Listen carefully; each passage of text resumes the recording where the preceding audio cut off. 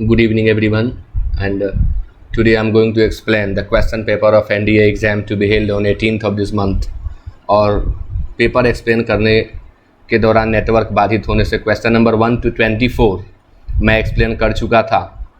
जो विद्यार्थी इस वीडियो में जुड़ रहे हैं वे इसके पहले वाले वीडियो को देख लेंगे। केवल मैं स्लाइड चला दे रहा हूँ स्क्रीन पर और एक्सप्लेनेशन 25 से मिलेगा।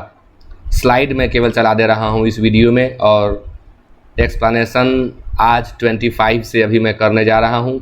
1 से लेकर के 24 तक के एक्सप्लेनेशन के लिए आप इसके पहले वाले वीडियो को देख लेंगे। मैं उसका लिंक डिस्क्रिप्शन में दे दूँगा। केवल स्लाइड में चला दे रहा हूँ 1 मिनट में। ये सारे प्रश्न हो चुके हैं, ये सभी प्रश्न हो चुके हैं। एनडीए का पेपर बड़ा ही लॉजिकल होता है, टेक्निकल होता है और थोड़ा सा आप ध्यान देंगे तो बहुत आसानी से इसे सॉल्व कर लेंगे। 24 तक हो चुका है, 25 से मैं एक्सप्लेन करने जा रहा हूँ। My boss has been too generous. You know, generous means उदार होता है, जेनरस मीन्स होता है दूसरों पर खर्च करने वाला। वह जो सामाजिक कार्यों में खर्च करे, वह जो लोगों के ऊपर खर्च करे, उसे हम जेनरस कहते हैं। तो जो खर्च न करे उसे हम स्टिंजी कहते हैं, कंजूस। स्टिंजी मीन्स होता है कंजूस, मखिचूस। रफ आप जानते हैं, एविल आप जानते हैं। रफ मीन्स होता है मोटा, रफ मीन्स होता है खुरदुरा, एविल मीन्स होता है बुरा और एविल मीन्स बुराई भी होता है। नाउन एडजेक्टिव दोनों रूपों में यूज होता है। हॉस्टाइल, हॉस्टाइल मीन्स होता है वैरी, हॉस्टाइल मीन्स होता है शत्रु। Next question is, it is 26 here, and spring is a time of plenty. यानी बसंत जो है वो भरपूरता का समय है, पर्याप्तता का समय होता है, प्रचुरता का समय होता है। प्लेंटी शब्द है आपके सामने, प्रचुरता। अगलीनेस, यू नो, कुरूपता। अगलीनेस, कुरूपता। स्कार्सिटी, अल्पता, कमी, अल्पता, कमी। रफनेस, मोटापन। ड्राइनेस, शुष्कता। सभी अपने आप में एब्स्ट्रैक्ट नाउन है। तो प्लेंटी का एंटोनिम देना है हमें, इसलिए स्कार्सिटी होगा। एक बार फिर से बोल दूं, क्वेश्चन नंबर 1 से 24 तक के लिए इसके पहले वाले वीडियो को आप देखें। वीडियो इसमें टैग कर दिया गया है, आपको वीडियो का लिंक मिल जाएगा नीचे। आप डिस्क्रिप्शन में जा करके लिंक लेकर के देख सकते हैं, लिंक को फॉलो करके देख सकते हैं। Now it is 27 here, he is an industrious workman. You know, industrious, industrious means होता है मेहनती। इंडस्ट्रियस मीन्स होता है मेहनती, परिश्रमी। एक्टिव मीन्स होता है फुर्तीला, एक्टिव मीन्स होता है फुर्तीला। प्रोडक्टिव, उत्पादक, सभी एडजेक्टिव हैं। लेजी, आलसी और डिसलॉयल, नमक हराम। इसे हिंदी में कृतघ्न कहेंगे, कृतघ्न। उर्दू में नमक हराम कहते हैं। तो मेहनती का एंटोनिम लेजी होगा, आलसी होगा। Now it is 28 here, plants grow in abundance here. You know, abundance means plenty होता है, प्रचुरता होता है। एबंडेंस मीन्स प्लेंटी, प्रचुरता। सराइवल, सराइवल मीन्स होता है मुरझाना, मुरझाना। इसके बदले दूसरा वर्ड होगा वित्थर। सराइवल मीन्स वित्थर, मुरझा जाना। स्ट्रेच, स्ट्रेच मीन्स होता है फैलाना। स्प्रेड मीन्स होता है फैलाना। इनलार्ज मीन्स होता है बड़ा करना। तो ग्रो, ग्रो मीन्स वृद्धि करना, बढ़ना। ग्रो मीन्स बढ़ना, फलना, फूलना, वृद्धि करना। तो सराइवल होगा, वित्थर होगा इसका antonym. Now it is 29 here, she rarely comes here.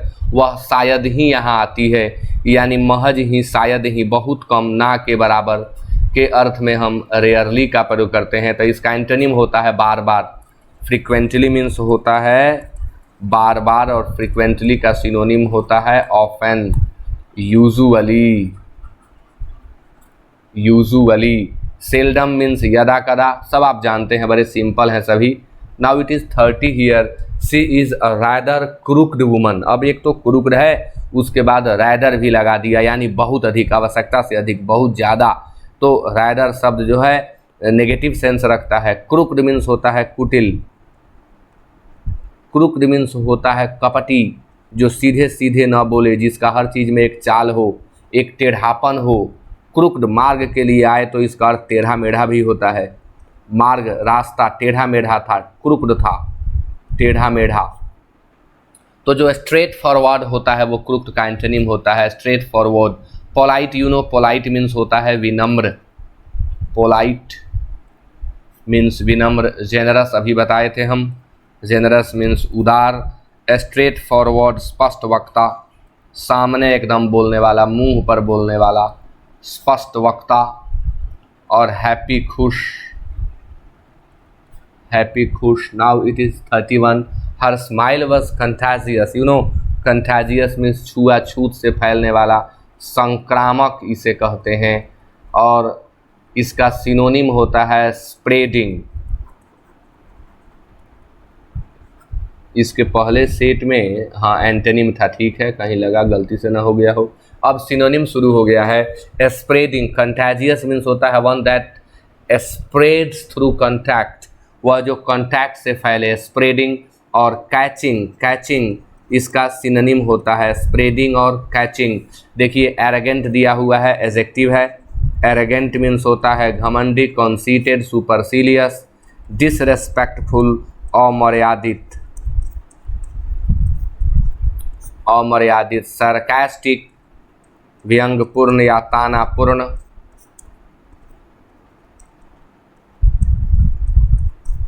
व्यंग्यात्मक भी कह सकते हैं। और कैचिंग, कैचिंग मीन्स होता है संक्रामक, संक्रमण से फैलने वाला, छुआछूत से फैलने वाला। इसलिए सिनोनिम 31 का डी होगा। अब कहेंगे यहाँ तो ये गुड सेंस में आया है, हर स्माइल, स्माइल वॉज कंटाजस, कंटाजस। अब एक दूसरा प्रयोग आप जान लें कि कंटाजस वह होता है जो एक से दूसरे शरीर में चला जाए, यानी उसकी स्माइल ऐसी है कि जब वो हंसती है तो उसके आसपास के लोग भी हंसने लगते हैं, उसके हंसी का संक्रमण हो जाता है एक तरह से और लोग हंसने लगते हैं, उसकी हंसी ऐसी है। यानी यहाँ पॉजिटिव सेंस में यूज हुआ। तो पर्सनालिटी के लिए भी कैचिंग पर्सनालिटी का यूज होता है, यानी पॉजिटिव सेंस में यह भी यहाँ आया हुआ है। ऐसे कैचिंग मतलब संक्रामक भी होता है। तो दोनों ही मीनिंग मैंने यहाँ आपको बता दिया। Now it is 32। Her dynamic nature impressed everyone. Her dynamic nature, dynamic मतलब होता है एनर्जेटिक, डायनेमिक मीन्स होता है एक्टिव, ऊर्जावान, गतिशील, जो हमेशा कुछ नया करता रहे, कुछ नया लाए सामने, वो डायनेमिक होता है। इम्प्रेस मीन्स होता है प्रभावित करना, छाप छोड़ना। इम्प्रेस, प्रभावित करना या छाप छोड़ना। एंड्योरिंग, यू नो, सहनशील। एंड्योरिंग मीन्स होता है सहनशील। अटेंटिव मीन्स होता है ध्यान देने वाला, ध्यान देने वाला। इवोल्यूशनरी, जो बदलाव को एक्सेप्ट करके विकास कर ले उसे इवोल्यूशनरी कहते हैं, विकासवादी। सभी विद्यार्थी ध्यान से देखेंगे, लाइक और शेयर जरूर करेंगे। जीलस, जीलस मीन्स होता है ईर्ष्यालु, ईर्ष्यालु। एनडीए का ओरिजिनल पेपर है, अगर आपके पास पेपर हो तो पेपर सामने रख लें और तब इसे देखें, बहुत अच्छा समझ में आएगा आपको। मैंने उसे टाइप करा दिया है, पेपर ओरिजिनल है। अब डायनेमिक का हम अगर यहाँ देना चाहें तो एंड्योरिंग तो होगा नहीं, इवोल्यूशनरी होगा नहीं, जेलस होगा नहीं। अब मजबूरी है, यहाँ एक ही आंसर है जो कि अटेंटिव है जो दिया जा सकता है, बाकी कोई यहाँ एग्जैक्ट नहीं है। यहाँ हॉब्सन्स चॉइस है हमारे सामने, बी ही होगा। Now it is 33। She was lamenting her destiny. Lament means तो होता है विलाप करना, किसी के मृत्यु पर रोना, किसी दुखद घटना पर रोना, विनाश इत्यादि होने पर विलाप करना, शोक मनाना।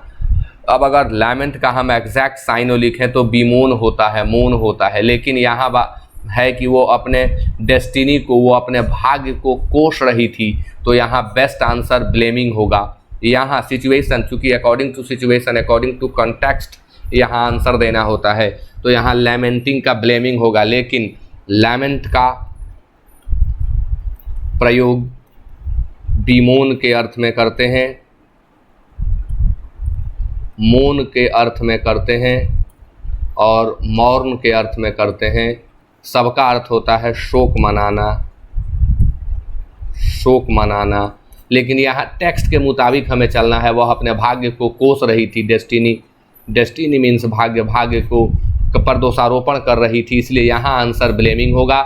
लेकिन लैमेंट अगर जनरली पूछा जाए तो उसका आंसर बीमोन हो जाता, लेकिन यहाँ टेक्स्ट के मुताबिक चलना है, इसलिए आंसर सी ही होगा। Now it is 34। Under his leadership the company grew in an organic manner. In an organic manner मतलब होता है सामान्य तौर पर, यानी नेचुरल। नेचुरल इसका सिनोनिम होगा, दिया हुआ है 34 के ए में, स्वाभाविक। ऑर्गेनिक मतलब ही होता है स्वाभाविक, जो प्रकृति के अनुकूल हो उसे ऑर्गेनिक कहते हैं, स्वाभाविक, प्राकृतिक। तो नेचुरल आंसर होगा, बाकी सारा वर्ड आप जानते हैं। स्वाभाविक, स्पीडी मीन्स होता है त्वरित या द्रुत, द्रुत। अनयूजुअल असामान्य, और डिसिप्लिन्ड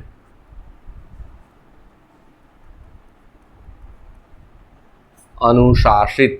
34 का आंसर इस तरह से ए होगा। Now it is 35। His charm lies in his oratory. You know oratory, वाक पटुता। ओरेट्री मीन्स होता है being expertise in speaking. Hindi में इसे कहेंगे वाक पटुता, वाक पटुता। इलोक्वेंस इसका सिनोनिम होता है, देखिए दिया हुआ है। ओरेट्री मीन्स वाक पटुता, यानी बोलने की ऐसी कला जो दूसरे को मोहित कर ले, सम्मोहित कर ले, अपनी ओर खींच ले, वह वाक पटुता है। बोलने की शैली, स्टाइल ऑफ स्पीकिंग, और बड़ा प्रभावशाली होता है यह, इलोक्वेंस होगा। डिसीट, यू नो धोखा। डिसीट मीन्स होता है धोखा। इलोक्वेंस मीन्स होता है वाक पटुता, वाक पटुता। लुक्स आप जानते हैं, नोबिलिटी, उदारता। नोबुल का एब्स्ट्रैक्ट नाउन है नोबिलिटी, उदारता। Now it is 36। She is a patron of art and culture. Patron means होता है one who helps by giving money, one who helps financially, one who helps financially. ऐसे हिंदी में इसे संरक्षक कहते हैं।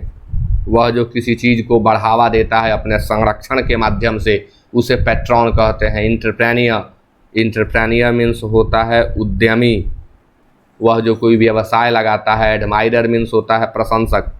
कुछ विद्यार्थी भूल बस प्रशंसक मार देंगे, कभी नहीं होगा। क्रिटिक मीन्स होता है समालोचक, जो पक्ष विपक्ष दोनों रूपों में चर्चा करे, वो समालोचक होता है। बैकर, बैकर मीन्स होता है समर्थक। बैकर मीन्स होता है वन हु हेल्प्स फिनेंशियली। इसलिए आंसर डी होगा, भूल कर एडमायरर न दें। आंसर यहाँ पर डी होगा, डी। एरोगेंस, एरोगेंस मीन्स होता है घमंड। एरोगेंस मीन्स होता है घमंड। कंसर्न का दो अर्थों में प्रयोग होता है, एक चिंता, दूसरा संबंध। अनप्रिटेंसनेस, जिसमें दिखावा न हो, अदिखावापन, ऐसे मैंने शब्द बना दिया। अदिखावापन माने एकदम सरल सहज, जिसमें कहीं दिखावा न हो, जिसमें कहीं दिखावा न हो। अब इसे हिंदी में हम कहें अनप्रिटेंसनेस। प्रिटेंसस लाइफ मतलब वह लाइफ जो बनावटी है, उसका नाउन बनाए तो प्रिटेंसनेस हो गया, उसके पहले अन प्रीफिक्स लगा दिए तो अनप्रिटेंसनेस हो गया, यानी बिना दिखावे का, बिना दिखावे का। लेकिन ये काम नाउन का करता है, ये नाउन है। कॉन्सीट मीन्स होता है घमंड, इसी से बनता है कॉन्सीटेड, घमंडी। सिंप्लिसिटी, यू नो, हाँ, अनप्रिटेंसनेस का सिनोनिम सिंप्लिसिटी हो जाएगा। साधारणता, साधारणता जिसमें तर्क भड़क न हो, बनावटीपन न हो, सिंप्लिसिटी सिनोनिम हो जाएगा अनप्रिटेंसनेस का। तो एरोगेंस का हमें सिनोनिम देना है, इसलिए आंसर कॉन्सीट होगा। 37 का सी। आप देखें सब वोकैब्युलरी किताब में मैंने लिख दिया है जितना पूछा गया है। हाँ, ये नया वर्ड है रिकॉग्नाइजेंस। रिकॉग्नाइजेंस मीन्स होता है सर्वेक्षण, जांच पड़ताल, जांच पड़ताल या सर्वेक्षण। She undertook a reconnaissance of the entire issue. वह संपूर्ण मुद्दे का अपने से सर्वेक्षण या जांच पड़ताल शुरू की। रिकॉग्नाइजेंस, रिवैल्यूएशन आप जानते होंगे, पुनर्मूल्यांकन।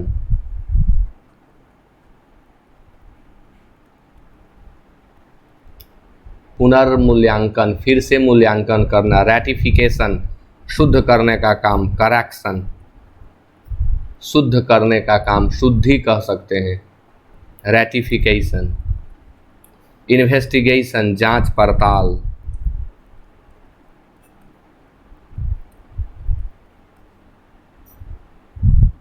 जांच पड़ताल।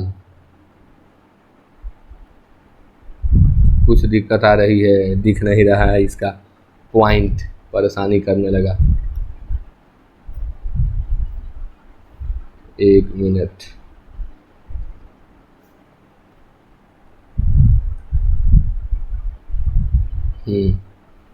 रेगुलराइजेशन, रेगुलर करने का काम। नियमितता, नियमितता। तो रिकॉग्निशंस का सिनोनिम होता है इन्वेस्टिगेशन, इसलिए 38 का आंसर सी होगा। Now it is 39। My daughter is my replica, यानी मेरी प्रतिरूप है, हू बहू मेरी ही जैसी है। तो प्रतिकीर्ति, प्रतिरूप, हू बहू, प्रतिरूप, प्रतिकीर्ति, हू बहू। तो प्राइड, प्राइड मीन्स होता है गर्व। क्लोन, क्लोन मीन्स होता है प्रतिरूप, इसलिए आंसर होगा बी। बाकी सब आप जानते हैं। 39 का आंसर बी होगा। It is 40 year. The sardonic nature of her stories made her stand out among the contemporary writers, यानी अब यहाँ शब्द है स्टैंड आउट, फ्रेजल वर्ब, उत्कृष्ट होना, सबसे अलग होना। स्टैंड आउट, उत्कृष्ट होना। एक सेट में कई चीज़ें सीखने को मिलती हैं। कंटेम्पोररी मीन्स होता है समकालीन, उस समय के, उस समय के, समकालीन। सार्डोनिक मीन्स होता है वह नेचर जो अपने से नीचे तबके, नीचे स्टैंडर्ड के लोगों को नीचा फील कराता है। व्यंग्यपूर्ण कहें, हास्यपूर्ण कहें, खिल्ली उड़ाने वाला कहें।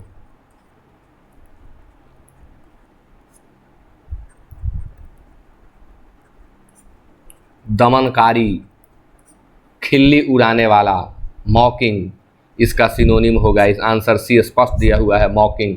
You know compassionate, compassionate means ममतामयी, कंपैशनेट मीन्स दयालु। इनसाइटफुल, अंतर्ज्ञानी, जिसको आंतरिक ज्ञान हो, इनसाइटफुल कहलाता है। मॉकिंग, हास्य, खिल्ली उड़ाने वाला, हास्य उड़ाने, हास्यजनक नहीं कहेंगे इसे, खिल्ली उड़ाने वाला ही लिखेंगे। उपहासजनक, हाँ बिल्कुल। एक मिनट, एक मिनट, कई बार हिंदी एग्जैक्ट नहीं याद आ पाता है ना।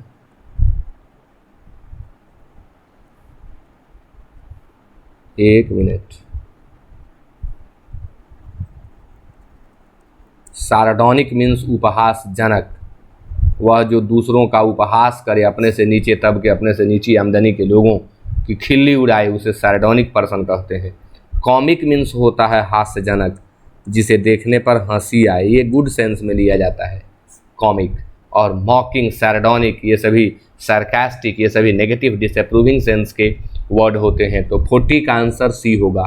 Now it is 41। Idioms and phrases है, इडियम्स एंड फ्रेजेज है। ओवरस्टेप द मार्क, नाउन और वर्ब दोनों रूपों में इसका यूज होता है।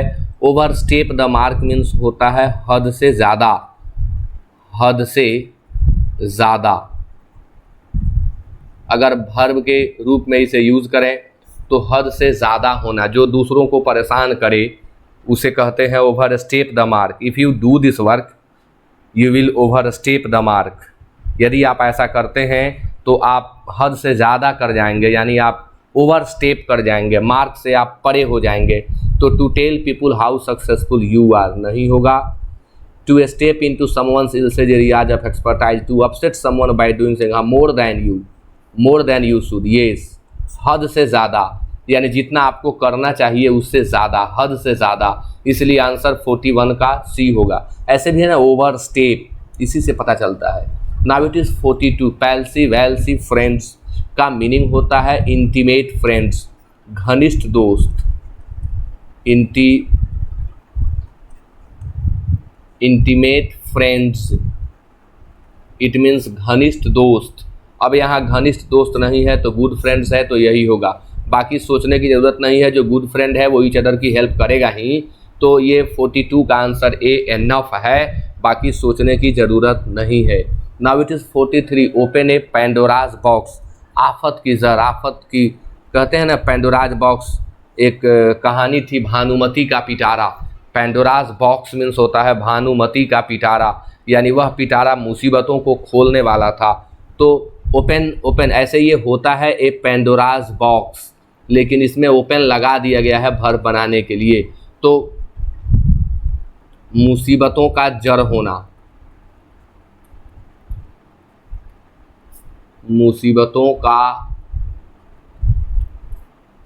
जड़ होना, जहाँ से मुसीबतें उत्पन्न हो उसे पेंडोराज बॉक्स कहते हैं। ओपन लगा के भर बनाया गया। To do something that causes a lot of new problems that you did not expect, answer A होगा। टू डू समथिंग, अब नहीं, to do something beyond expectation. Compulsion you know, बाध्यता, विवशता, मजबूरी। कंपेल वर्ब से बना है कंपल्सन। एक्सपेक्टेशन उम्मीद, एक्सपेक्ट वर्ब का नाउन हो जाता है एक्सपेक्टेशन। तो बॉक्स दैट कॉजेज नहीं, आंसर 43 का ये होगा, मैंने बता दिया। Now it is 44। To pull your socks off, कब हम प्रयोग करते हैं पुल योर सॉक्स ऑफ का? इसका प्रयोग हम तब करते हैं जब आपने बहुत समय बैठे बैठे गंवा दिया है, यानी आपको कुछ करना चाहिए था, आपने कुछ किया नहीं, बैठे बैठे समय गंवाए, लेजी होकर के समय गंवाए। अब तैयार हो जाओ। Now pull your socks off, it means now be ready to do work, be ready to work harder than you have already done. तो जो आपने किया उससे अब ज़्यादा हार्ड वर्क करने के लिए तैयार हो जाओ। Pull your socks off, to get well dressed for the occasion, to improve your work or behavior. Yes, to pull one's socks up, it means होता है बेहतर करना, बेहतर करना। और तब बेहतर करना ना जब आप बैठे बैठे समय गंवा दिए हो, समय को आपने खो दिया हो, तब। यानी be ready to do something और improve the standard of your work, यानी 44 का आंसर बी होगा। Now it is 45। To get under somebody skin, जानते हैं सारे द हिंदू से लिए गए हैं। एनडीए का पेपर है, यूपीएससी स्टैंडर्ड आप जानते ही हैं, सब द हिंदू न्यूज़ से लिया गया है। टोटल सामान्य किताब में खोजते रह जाएंगे, नहीं मिलेगा, सब द हिंदू न्यूज़ पेपर से लिया गया है। इसीलिए मैं सजेस्ट करता हूँ सभी विद्यार्थियों को कि द हिंदू रीड जरूर करें। इडियम्स एंड फ्रेजेज है, यह सभी द हिंदू से हैं। To get under somebody's skin means होता है परेशान करना, किसी व्यक्ति को चिढ़ा देना, तंग, ये क्या लिख दिया मैंने, तंग करना, परेशान करना। अनॉयज बोला गया, अनॉय, इरिटेट, टीज, वैक्स, ये सभी सिनोनिम होते हैं इसके मीनिंग का है। इसके हम एनॉय, इरिटेट, टीज और वैक्स, तो क्या दिया है इसमें एनॉय दिया है, इसीलिए आंसर 45 का सी होगा। तंग करना, परेशान करना किसी को। Now it is 46। Turn टॉपसी टर्वी, turn मतलब होता है घुमाना, टॉपसी टर्वी मतलब होता है उलट पुलट। टॉपसी टर्वी बेसिक फ्रेज है और इसमें टर्न लगा करके इसे वर्ब बना दिया गया। उलट पुलट, नीचे का ऊपर, ऊपर का नीचे कर देना, उलट पुलट कर देना, उलट पुलट कर देना, सामान्य क्रम को उल्टा कर देना। To put the cart before the horse, यानी to completely change something. Answer 46 का ए होगा। इवैल्यूएट आप जानते हैं मूल्यांकन करना, समीक्षा करना। असेस इसका सिनोनिम होगा, अप्रिशिएट इसका सिनोनिम होगा, मूल्यांकन करना। मैं कई सारी चीज़ें बताते रहता हूँ, आपको याद करना है इन सबको। एग्जॉस्ट मीन्स खाली करना, एग्जॉस्ट मीन्स थक जाना, एग्जॉस्ट मीन्स थक जाना, एग्जॉस्ट खाली करना भी होता है। भंडार इत्यादि में से मटेरियल निकाल रहे हैं, वो एग्जॉस्ट कर रहा है। Now it is 47, a Clarion call. A Clarion call means होता है ए स्ट्रॉन्ग रिक्वेस्ट और ए स्ट्रॉन्ग डिमांड, जबरदस्त मांग और बहुत अधिक आग्रह। तो इसमें क्या दिया है, स्ट्रॉन्ग रिक्वेस्ट दिया है, इसलिए 47 का आंसर सी होगा। डिमांड के लिए भी क्लैरियन अपने आप में एक वाद्य यंत्र है, तुरही हिंदी में कहते हैं, बड़े जोर की आवाज़ इसे आती है, तुरही कहते हैं हिंदी में, क्लैरियन, सिर्फ क्लैरियन का Hindi. Now it is 48, fire in the belly, पेट में आग, fire in the belly, it means अपने एम्बिशन के प्रति काफ़ी लालायित होना, बेचैन होना उसके लिए। तो fear and hatred, powerful ambition, yes answer B होगा। फायर इन द बेली यानी पावरफुल एम्बिशन, तीव्र इच्छा अपने एम्बिशन के प्रति, पावरफुल एम्बिशन, स्ट्रॉन्ग एम्बिशन, ये है fire in the belly. If you have fire in the belly you will work forcibly to achieve that. Now it is 49, a hunky dory situation, सब the Hindu से है। A hunky dory, देखिए यहाँ main है hunky dory, hunky dory, hunky dory means होता है ठीक ठाक, जहाँ कोई गड़बड़ी ना हो, सब ठीक ठाक हो, उसे हंकी डॉरी कहते हैं।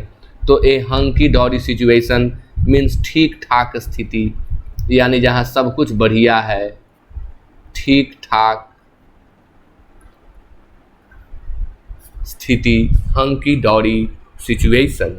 तो there are serious issues among people, there are no problems and people are happy. Yes, जब कोई प्रॉब्लम ना हो, लोग सभी खुश हों, उसी सिचुएशन को हंकी डॉरी सिचुएशन कहते हैं। Now it is 50, give somebody a leg up, यानी टू हेल्प वन सक्सीड।